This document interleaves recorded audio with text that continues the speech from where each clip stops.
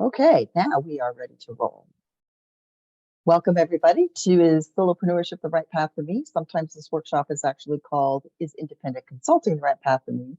Because I realized, we changed the name when I realized that other people were coming to this webinar who weren't necessarily interested in consulting, but maybe executive coaching or financial planning or things like that.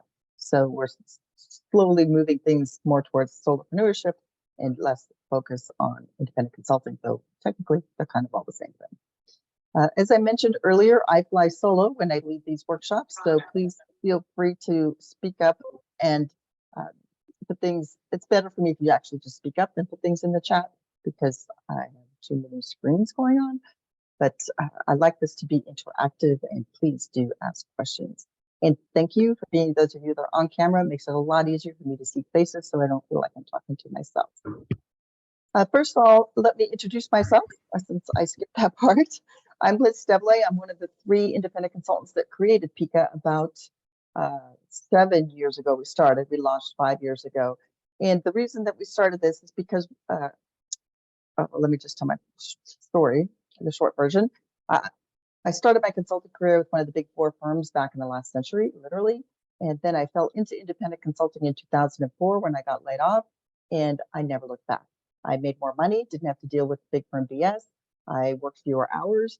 I had more quality time with my kid, and I lowered my effective tax rate. And I thought, oh, this is great. Everybody should be doing this. But of course, it's not quite that easy. In 2009, I started my first business, the one that actually pays my bills. It's called the Proco Agency, and it's a little bit like Creative Artist Agency in Hollywood, represents actors to movie producers. We represent independent consultants who specialize in organizational effectiveness with Fortune 500 companies. So as a result of growing Proco into a multi-billion-dollar business, I got the reputation as the person to call if you have questions about being self-employed. Do I need an LLC? Is this the right path for me? You name it, I've heard the questions. And I was getting asked out to coffee a lot. One week, I actually had coffee with 2 different people, and they asked me the exact same questions, and I realized there's got to be a better way to help more people than to have a lot of coffee. So that's when I reached out to my 2 fellow independent consultants, and I said, hey, I've got this idea for this educational organization and community to help people live the career of their dreams. What do you think? And they said, yeah, we should do it. So that's why we created PICA. And as I said, we've been live now for about 5 years, and small but mighty and continuously growing community, which makes me very, very thrilled, actually, because it's all about the intrinsic rewards for me. And Colleen mentioned in the chat that she fell into consulting too after a layoff. Actually, with so many layoffs happening, particularly in the tech world this year, there's more and more people that are coming to this webinar and like, maybe now is the time to go for it. So what we're going to do is we're going to go through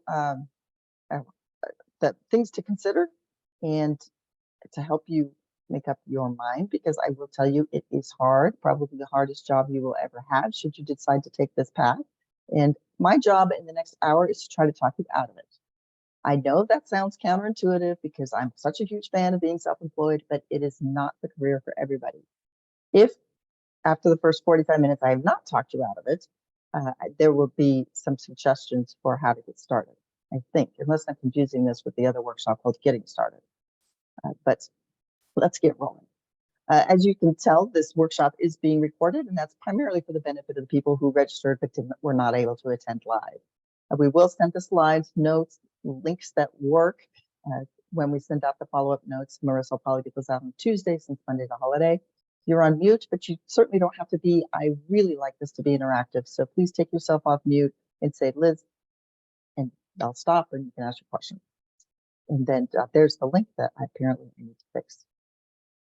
All right, so first, a question for you.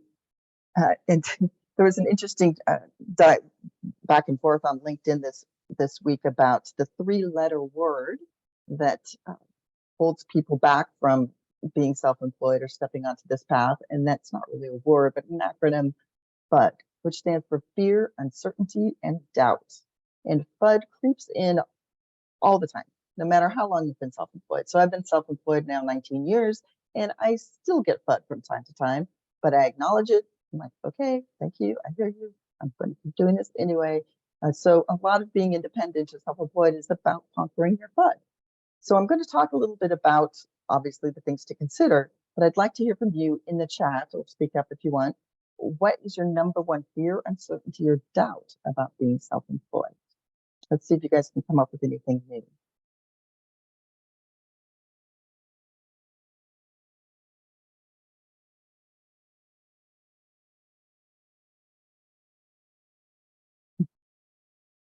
Loneliness, that is something new.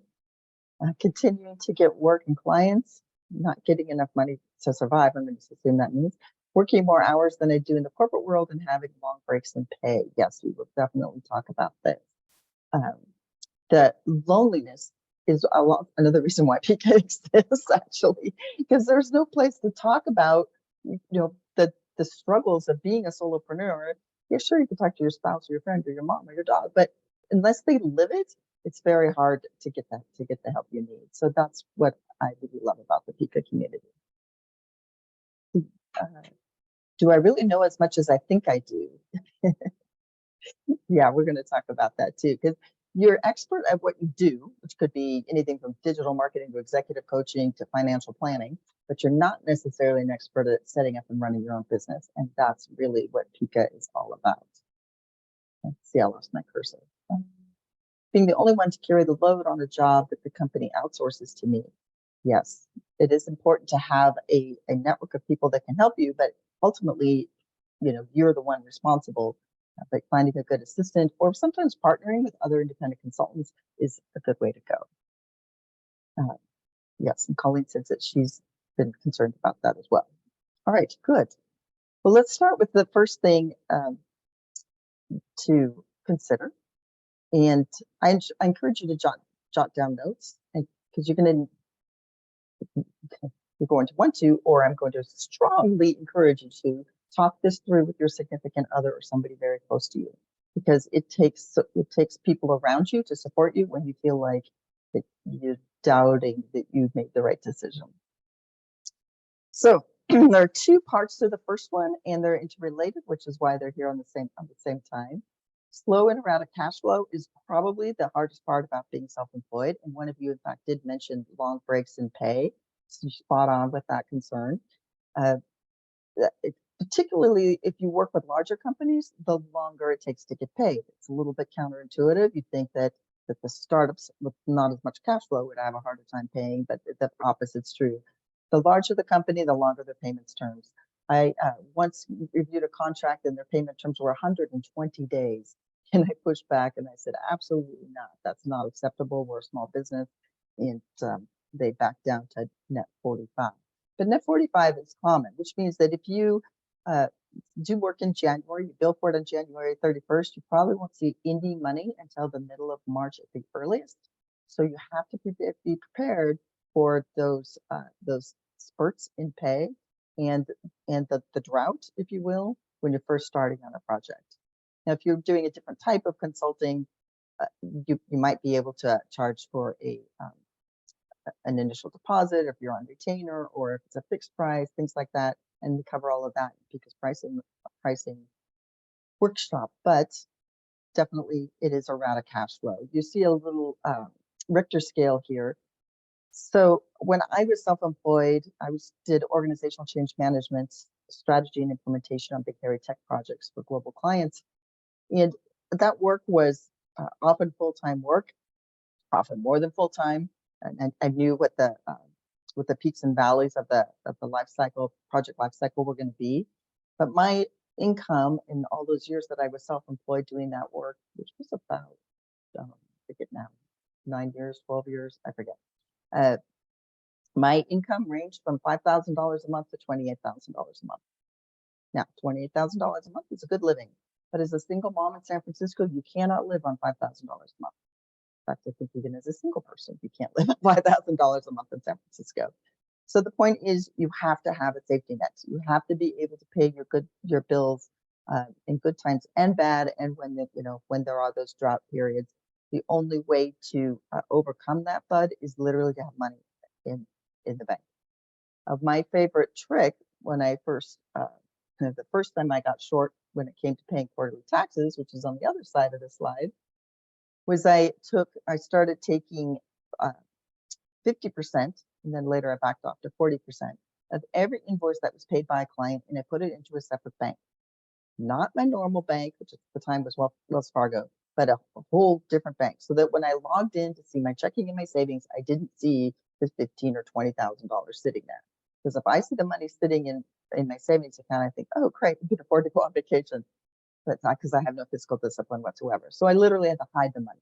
And then when it came time to paying the quarterly taxes, I transferred the money from the secret bank over to my normal bank, and I would pay my quarterly taxes. When it came time to do my annual taxes, I had about $20,000 or $25,000 left over. That went into my retirement account, which I set up as a SEP IRA, but you can do a solo 401k or other options too. And that's the goose that lays the golden eggs. That's what lowers your effective tax rate, because you're saving for retirement. It comes off your taxable income. And when you're self-employed, you can save a ton more money than you would if you were an employee. I think now the max is something around, I don't know, 15, 16,000 for a 401k with an employer. When you're self-employed, it's a percentage of your income. And it depends. It could be up to $55,000, $60,000. I was never able to save that much, but I was able to consistently save 20, 25K a year. Got my tax rate eventually down to single digits. That's one of the best things about being self-employed, is lowering your effective tax rate. That said, you kind of have to be disciplined about managing that kind of money. So you can try my trick of the secret bank account, which worked great, but you definitely need to be organized enough to handle it. Do you have any questions before I move on? Or you need a real good account?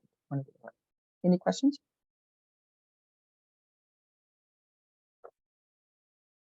Okay. Oh, somebody else joined. Actually, this is Christine. Sorry, I do have a question. How often did you pull money out of the business to pay yourself versus, did you think of it as all your money that you could spend, or did you give yourself a salary? It depends on how you set up the structure of your business. I was a sole proprietorship for those beginning years, so I wasn't paying myself a salary. If you set yourself up as a single member LLC with an S Corp tax situation, which is complicated and covered in PICA's website, then you have to pay yourself a salary. But in my personal situation, I never paid myself a salary. I just squirreled the money away to the secret bank account, and whatever was left over was mine to spend.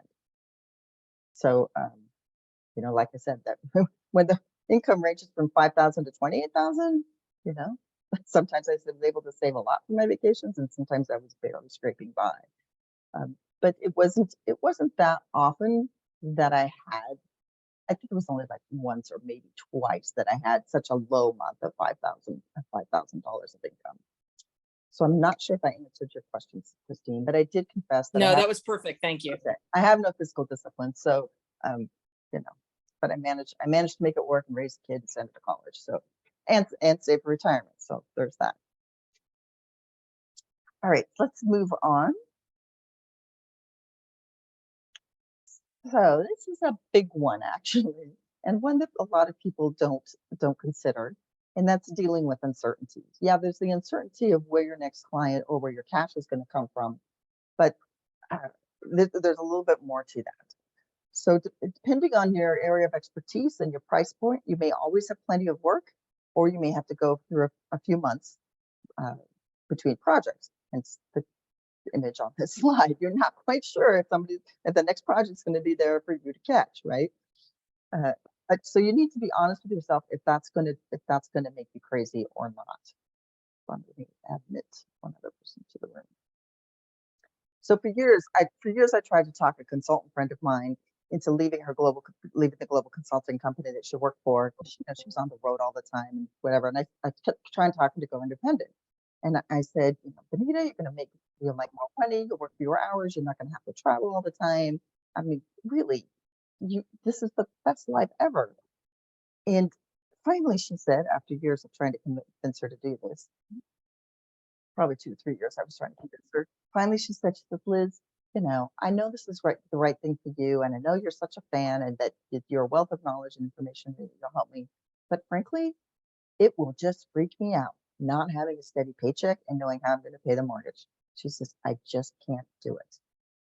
So you have to know You know, a tiger can't change its stripes, and Benita knew that it would freak her out not to know where the money was coming. You know, even though I said, well, you know, you squirrel away 4, 5, 6 months worth of cash, she's like, can't do it. So she did. So she never did. But so, like my friend Benita, it's not the right path for everybody. But another thing to consider when you're whether or not to be self-employed is if you can go with the flow and if you're able to adjust on the fly. So it was, I forget, last summer, summer before, I was supposed to lead this webinar, and it came down here to my office in the morning, and I logged on my computer, and there was no internet. And I thought, well, all right, I went, I rebooted the router and everything. No go. The router was dead. So I don't have time to go to Best Buy, get a new router, fiddle with all that stuff. So I got on my phone, I did a search, internet, free Wi-Fi near me. There's a coffee shop a half a mile away. I picked up my laptop, went to the coffee shop, sat outside, and led this webinar outside. And I said, you know, this is just the life of being self-employed. There's no tech support, people. So you got to be able to adjust on the fly. Not everybody has the stomach for that. Okay. Number 3. As I tell my now college graduated daughter, just because you can do something doesn't mean that you should. A lot of consulting boils down to managing expectations and being an exceptional listener and contracting effectively, which means clarifying the scope of the work and estimating the level of effort. And this is whether you're an executive coach, a financial planner, whatever it is you're considering doing as a solopreneur. So you can think about your work experience that might be similar to this type of work. Maybe you've been a team member on internal projects, or maybe you were actually an internal consultant to various in-house teams or groups. That's experience that you can draw on. But in what I have witnessed in the, oh gosh, well, I've been advising people on independent consulting for, 10 or 15 years, but especially in the 5 years that I've been coaching at PICA, what I've observed is that the people who leave regular corporate jobs often have a harder time transitioning to life as an independent consultant or solopreneur than those who do not have prior consulting experience. I'm not saying they're not able to do it. Some people do with no problem. But when people come to my office hours weekly, or they take some of the workshops more than once, they tend to be the people who don't have any prior consulting experience. They just don't have the confidence, or I don't know what happens when you have prior consulting experiences. Like you pick up that culture or that way of thinking of managing expectations. So it's a subtle thing to consider, but definitely worth thinking about. Factor number 4. So one of you mentioned that you had been recently laid off, or we talked about being laid off earlier. And it could be the best time to step into your own business, or it could be the worst time. It just depends on how you feel. It takes an enormous amount of confidence to put yourself out there and say, I'm available for hire. And when you're just laid off, it could be the best time. You could be feeling really defeated or not. I'm reminded of the time that my older brother was laid off, and he was 55, and he said he was really down on himself. He had gray hair already and everything, and he says nobody's going to hire a middle-aged white guy. And I said, well, if you go into it with that attitude, you're right. Nobody's going to hire a middle-aged white guy. So your attitude is everything. So you need to factor that in. I mean, the good news is that now PICA exists, and we're here to help. So if you don't have the answer to something, you know where you can get the help. But it does take a lot of confidence and energy to strike out on your own. So you have to be honest with yourself. All right, getting new projects is probably the biggest fear or bug that people have about being self-employed. Business development can be overwhelming. We have a whole workshop of business development for solopreneurs. But one way to deal with this gigantic bug that never fully goes away is to avoid calling it sales. If you look up the definition of business development anywhere, you don't see the word sales. I managed to do quite well for myself all those years on my own by constantly networking. And in my mind, even though now I run a multi-million-dollar business, I've never done any business development or sales. To me, it's all about having conversations with people, keeping up with people, understand what's going on with them or with their company, what problems are they facing, what challenges, and being available to help them if they need it. That's not selling. That's kind of just being a friend. So try not to get all worked up about the that have to do sales part, because you don't, literally. Your ability to network and reach out to people will make or break your success. Now, this doesn't mean you have to be extroverted. Doesn't mean you have to go, do public speaking. I know lots of introverts who are excellent consultants and solopreneurs because they tend to listen more than they talk. But it does mean that you need to be able to be comfortable reaching out to people. Maybe you haven't talked to somebody in 4 years, and you might think, oh, wow, no, I haven't talked to Sue in 4 years. You got to be able to put that aside and just say, you know what? I realize it's been 4 years. COVID time was weird. Just wanted to reach out and reconnect. I'm thinking about stepping into my own business and would love your opinion. Before you actually make the leap, you're in a really unique time to reconnect with people and ask their opinion. I call it the flattery approach, because you appreciate them and their perspective enough to ask them, and it's a way to reconnect and sort of start to fertilize the soil before you actually do make the leap. The point of all this is, if you're fairly comfortable reaching out to people and keeping in touch with people, it'll be easier for you to be self-employed than if you're not. And George mentioned in the pipeline, in the chat, sorry, we were talking about business development. Getting into talent marketplaces is an additional pipeline for getting projects, like another hidden job market. And the answer is 100% yes. Companies like Catalant, CATALANT, and Business Talent Group, BTG, or even RGP, Resources Global Professionals, or Talmix. There's a ton of them, and I talk about those in the Getting Started workshop. I might even talk about them in this workshop. I don't remember. All right, but let's talk about factor number 6, supply and demand. So my corny joke here, don't just roll the dice and hope for the best, but try to get a feel for what the market is like for your area of expertise. Let me give you 2 different examples. So let's say that you really enjoy and are super good at planning and facilitating leadership offsites. Most companies can't afford to have someone on staff to do that type of work, or their existing staff just doesn't have the bandwidth. So it probably means there's fairly good demand for that type of skill set. On the other hand, let's look at coaching. There are literally thousands of coaches in any given metropolitan area. You have to be able to stand out and build a book of business and a reputation.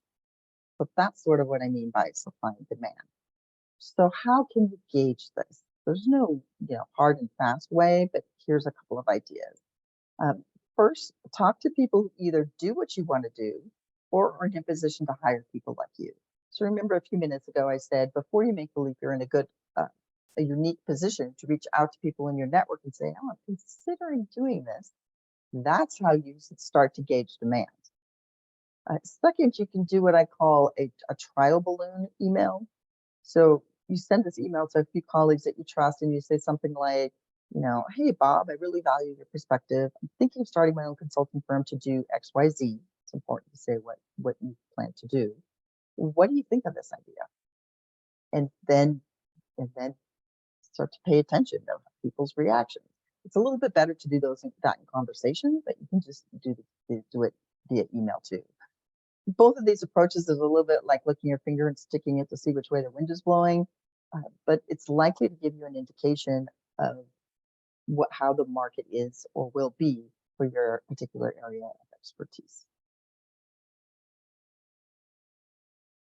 This slide is fairly new. I used to say something else and I changed it after leading the PICA bootcamp a few times, because I've seen super smart, accomplished people go back to a full-time job after just 6 or 9 months because they lacked the focus and discipline to properly set up and launch their business. I'm thinking one participant in my boot camp in particular, a super bright guy, been in tech his whole career, specialized in data center acceleration. So he definitely had a unique niche.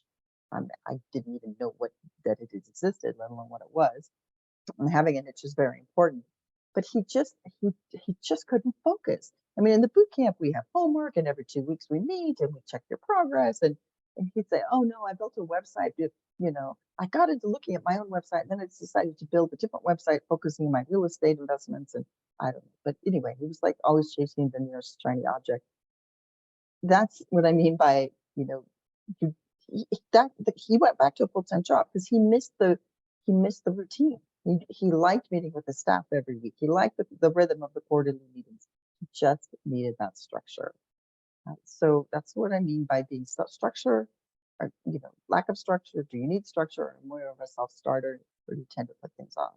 This is a very big thing to consider, because I felt bad for him that he's invested money in the boot camp and it's like 8 months of trying to get his own thing going, and then he just bounced back to another big tech firm.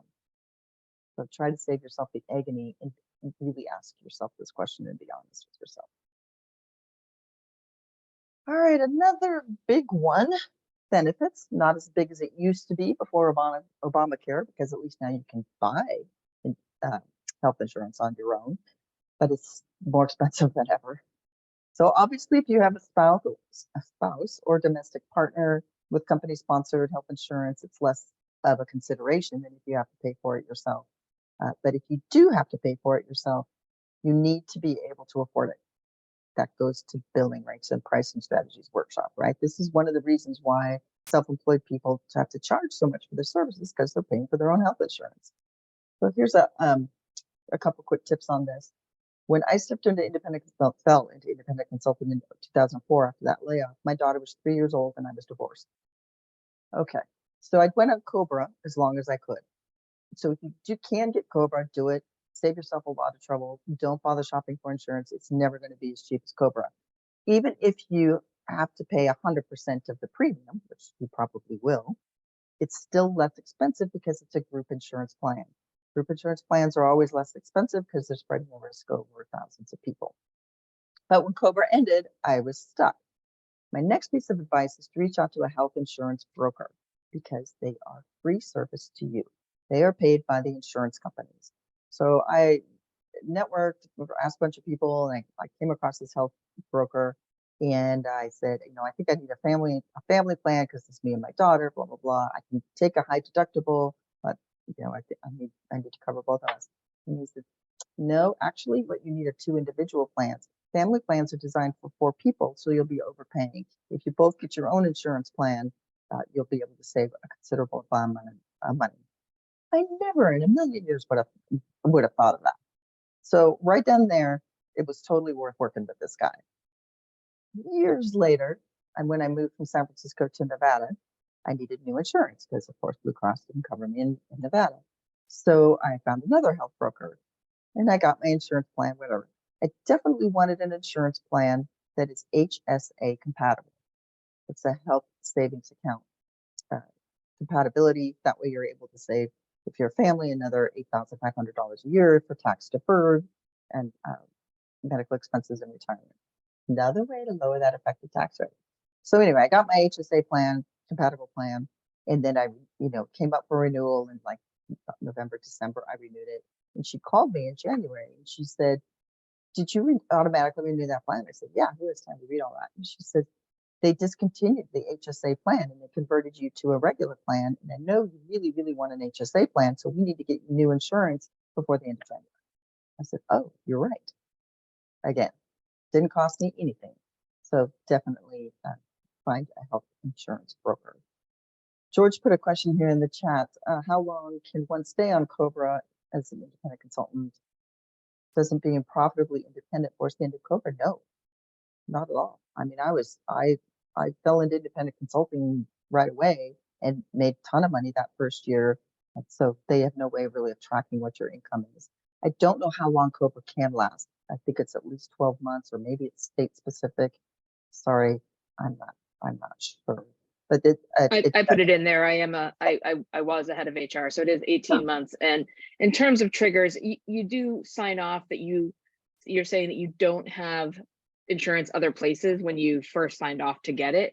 But once that's already in there, you're not going to get asked again to verify that. You should Excellent. be fine. Christine. You got it. Very helpful.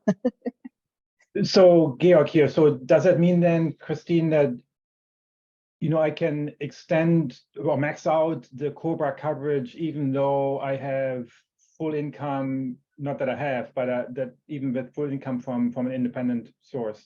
Yep, you should. It's what you're really normally in that kind of situation, they would say, do you have insurance other places? So if you get another job where they offer you insurance, you're actually obligated to go off of COBRA.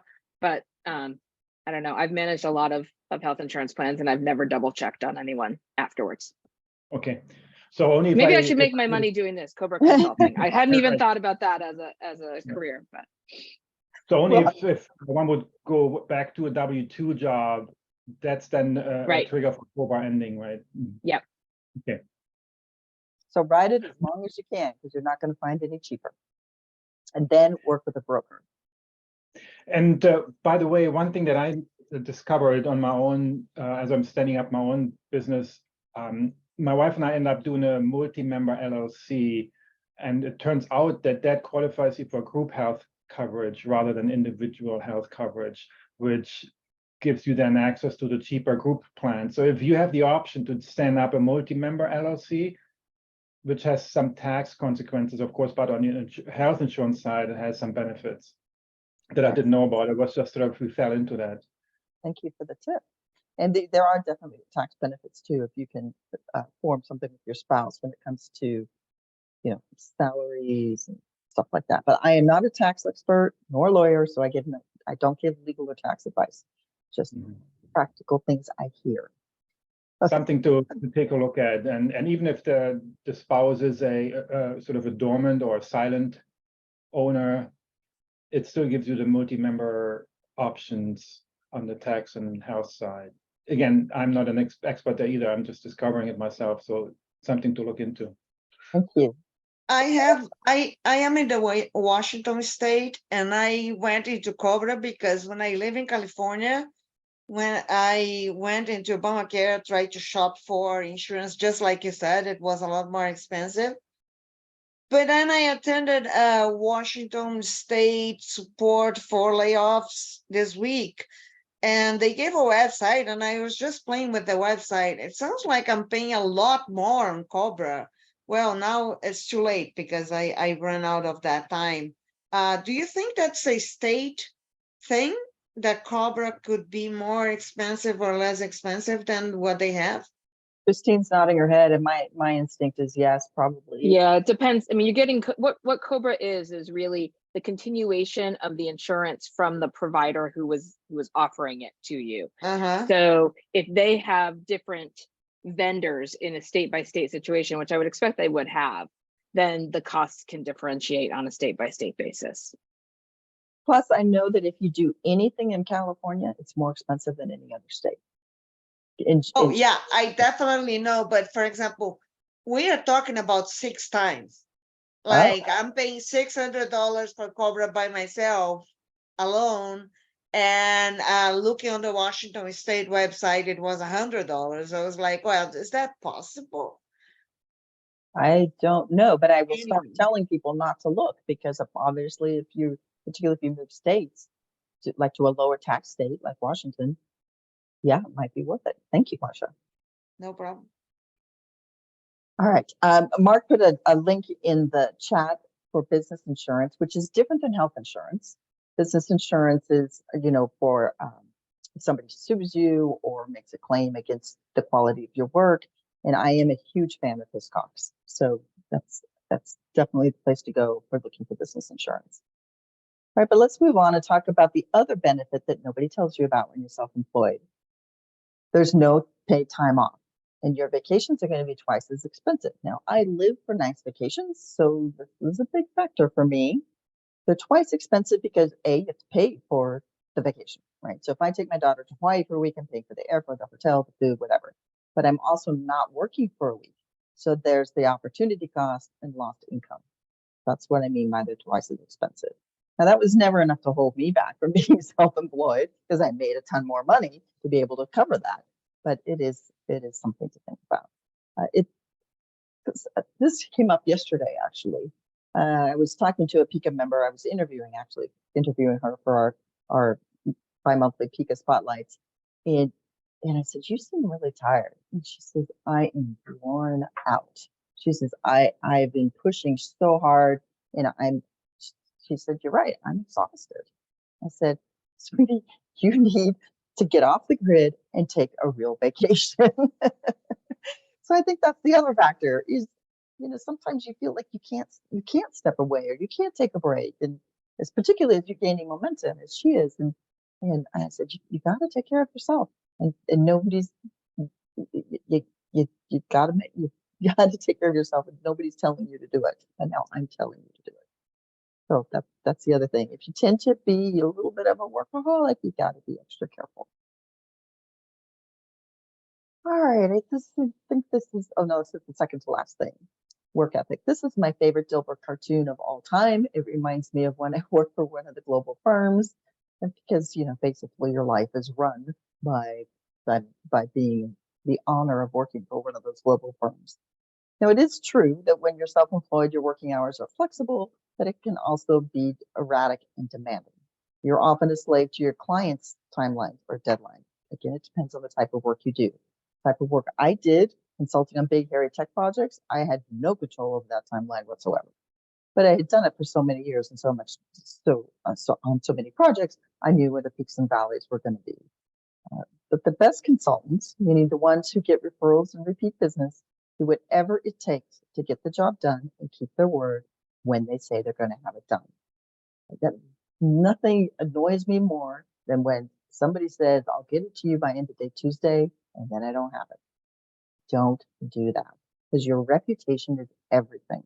People need to be able to count on you. So there's two parts to this. There's one, you have to be able to think before you promise. So you have to be able to slow down your speech and be mentally aware to say, "Okay, we'll get you the notes to this workshop, but," and I usually say by end of day tomorrow, because that's how fast Marissa turns them around. But no, 3-day work weekend coming up, so she'll get it to you by end of day Tuesday. So that's part number one. You have to be thoughtful of what you're promising. The second is the golden key to independent consulting or any consulting for that matter is to overpromise and underdeliver. No, wait, underpromise and overdeliver. Important to get that part right. So if I say I'm going to get you these notes by the end of day Tuesday and we get them to you today, you'll be pleasantly surprised and we will have over-delivered. So yes, Mark says always under-promise and over-deliver. You'd think after 20-some years in consulting, I would have gotten it right the first time. The point is though, if you're not the type of person that takes that very seriously, you're going to have a harder time being successful when you're self-employed. Last but Quick not question, adding on to that. You just mentioned someone else's name. Do you have a virtual assistant or do you have a real assistant? Maybe she's sitting there in the room with you. I wish she was sitting here. Because someone recommended that to me. She's like, don't forget right away, like not right away, but once you get your first client, get a virtual assistant because there will come a moment that you can't do some of your business and you want to just focus on the consulting side of things. So yes, I have now if you say virtual, people wonder if it's AI. No, she's a real person. She lives in Louisiana. Her name is Marissa. And I told her if I ever lose her, I'm shutting down both of my businesses. Cannot live without this woman. But it took me many years before I realized, oh, I could really take advantage of somebody. And even now, with 2 businesses, she's part-time. So yes, worth their weight in gold if you can find a good one. And the things that she does, it took probably a year for me to actually sort of train her in how I like to do things, right? So now when you see things posted on LinkedIn, whether for me personally or PICA or for my other business, she creates the Canva card, she does the posting, I tell her what the words are, but she finds the images, saves me mountains of time. And that's just one little tiny way. The other thing that she does, of course, is the follow-up to all of these webinars and workshops that I lead. That saves me easily 30 minutes after every single one. She tracks everything in the database behind the scenes at PICA for me. And actually, I have a new blog coming out today. She's posted the drafts in 3 places so that all I have to do is go in and edit and publish. So yes, definitely worth it.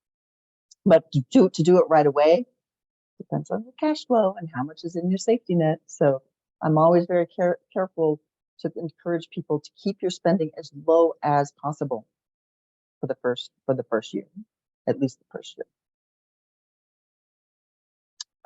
George wrote here, hold on, I got to scroll back up to the overpromise and underdeliver. He's not a fan of that because it can actually erode trust in other ways and appears as sandbagging over time. But you don't always have to overdeliver. Like if you say you're going to have it by the end of day Tuesday and you send it on the end of day Tuesday, then it doesn't come across as sandbagging, and it just comes across as being reliable. And so that's really the point. Right. Yeah. And I do agree. It's a fine line. It's clearly when we're imposing ourselves some artificial deadlines that get us into burnout quickly or sort of overcommitment, that's very almost impossible to sustain or to live up to. That I think clearly that's not a good thing. I always have the philosophy of do what you say and say what you do. Promise as deliver as promised. That's really the question that becomes: how careful can you be? How right can you be with your commitments to actually be on the mark? Yes, and that's what I meant when I said you have to be thoughtful about what you're promising and how what you're saying you're going to do. And sometimes people move too fast, and they they tend to be a little bit more frenetic. If you're one of those people, you need to be able to train yourself to slow down so that you can keep your word. Yeah, it's a very, very good point, Liz. I really appreciate that. A lot of people, a repeat business is very, very important when you're self-employed. And the other most important thing is referrals. So if you're disappointing a client in any way, you're shooting yourself in the foot. So that's what that whole tip is about, the work ethic. Let's move on to number 10, job fulfillment. Yeah. Sorry, Liz, I had a question for you whenever you have a chance. Sorry. I have a chance right now before I talk about job fulfillment. Okay, I'm having trouble registering. I've tried to email and call the 800 number. I'm not getting a response. I've tried for a couple of weeks. Was wondering if you could help me understand how I could get that resolved. If you can stay after for a minute or two, I will help you. Thank you. Yeah, and that horrifies me that you've had that experience. So, but the other part was, speaking of Marissa, who monitors all of that stuff, her father passed away. So she's literally been out of pocket, like 100% out of pocket for 2 weeks. Oh, I understand. I was on vacation. So between the two of us, yeah, some no worries. That's not really an excuse, but it's just the way what it was. Okay, so let's talk about job fulfillment. And this is last but not least, you have to think about what floats your boat, right? What do you really enjoy about your work? And I've seen this happen where people have been successfully self-employed for a year or two.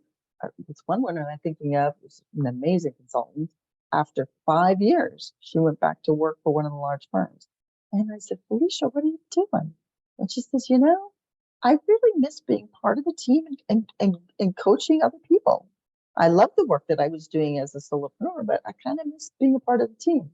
So I remember when I asked you guys about your FUD and one of you said loneliness, this might be the thing you really need to think about, right? Because there's certain camaraderie, even if you're in a virtual environment or in person, especially that you just get to know the same people, and there's something to that. And I don't want you to overlook it, whether it's mentoring others or the other part is seeing your efforts play out over time, particularly as an independent consultant. You get in there, you diagnose a problem, you propose a solution, you may help implement it, but you're not really there to see it play out. You can, and I encourage you to check back with that client every 4, 6, 9, 12 months. How's it going? Because if you want to sort of keep that network warm, right? But if you're, it's a very transitory way of doing work. I mean, even if it's like executive coaching, you may work for somebody for 9 months, a year and a half, and then off they go. So that's another factor to consider. Let me see what you guys wrote here in the chat. Automate as many tasks as you can. Yes, absolutely. And he's posted a link from a friend who literally wrote the book Lagniappe, giving something extra unexpectedly from a customer experience point of view. Oh, I'll put that in the show notes. Thanks. So when you get the notes via email, you'll get this link. Link to book. Thank you. This is what PICA is all about. People are like, oh, I heard this podcast. Oh, there's this book. So that's what I really like about PICA. All right, well, let's move on. I've got about a few minutes over time, but let's see if I haven't talked you out of it. Remember, because I said I was going to try to. Is there a way that you can try consulting to see if you like it before you go all in, but setting up an LLC and blah, blah, blah, website and all that other stuff? And the answer is yes, you can test the waters. And this is what we were talking about briefly earlier when somebody posted this in the chat. Consider subcontracting through an agency. Now, long-term, this is not a healthy strategy because you're going to be giving up about 35% or more of your pay to this agency. But if you just want to try it out, or maybe you want to expand your network, absolutely go subcontract because it's easy. They find the work, they do the contracting, they can negotiate the rate. All you really have to do is show up and do the work, right? So when you're just starting out, I am a fan of subcontracting, especially because it's a way to get some cash flow going while you're still building momentum and building awareness for your own practice. Here's some national agencies to consider. I mentioned a few of them earlier. Patina Solutions was recently, last year, bought by Korn Ferry, but they really specialize in interim roles. So like Christine, you said you're former head of HR. Patina might be the right, a good fit for you because they do a lot of interim CFO, interim leadership roles. That said, their markup or the percentage they keep is among the highest in the industry. So there's trade-offs. Business Talent Group, I'm a fan of BTG. I think now they're, yes, part of Heidrick & Struggles. I updated the slide. But they tend to have more strategic consulting type of projects. They sometimes do pay on a 1099 basis, which is an independent business-to-business basis. That's really what you want. You don't want to be W-2. But I have heard of consultants finding really meaningful projects through BTG. RGP gets a lot of work, tends to be more tactical and not pay as well. They all have a different sort of flavor. And in the appendix of these slides, that listed some factors to consider when evaluating an agency. Now, the online platforms do the same thing. They match talent with projects and clients, but they do it using artificial intelligence and keywords. And so their markup is less. They tend to charge 20-25%. So you might make slightly more money finding work through one of these big firms. All of these logos are linked to their websites. Catalent is by far the biggest. Last time I checked, they had over 80,000 consultants in their database. So yeah, they're the biggest, but you're going to have a lot more competition. So again, another trade-off. If you do sign up with one of these firms, two recommendations. One is that you log in at least once a week and just poke around because, of course, the algorithm tracks your engagement. The other is to upload a long version of your resume. What do I mean by a long version? I don't care if you've been with Hewlett-Packard for 20 years or you were actually a consultant, but you want to list every single project that you worked on so that your keywords appear over and over and over again, and that boosts the algorithm results, right? So when I was with PwC consulting back in the 90s, I had a 4-page resume because it listed every project I did. And it always said, organizational change strategy, communications, change strategy, right? It's over and over and over. So that's my other tip. All right, now, if I really haven't talked you out of it, and you're sure this is really what you want to do, how to get started. Well, you already took the first step, which was coming to this workshop and finding out about PICA. So the next steps, definitely download the worksheet or go through these slides when you get them by end of the Tuesday with your significant other. If I were in your shoes, I would try PICA for $69. I call it sort of the wine tasting model where you you pay for the wine tasting, but if you buy the wine, then you get the refund on the tasting. We do the same thing. So you take this workshop for $69. And if you join PICA, which is peanuts, really, $395 a year, which is tax deductible, we will give you a code to get credit for the $69. If I was in your shoes, that's what I would do because it's not much money and it's only an hour of your time. You'll walk out with a checklist of all the things you need to do to set up your business properly. And of course, you could join PICA straight away, in which case the Getting Started workshop would be free, which is fine too. And then up in the corner, I wanted to mention that the Solo Consulting Bootcamp, I did mention it earlier in passing, but about 3 times a year, I run a boot camp. It's limited to 8 people. And we meet as a cohort every other week.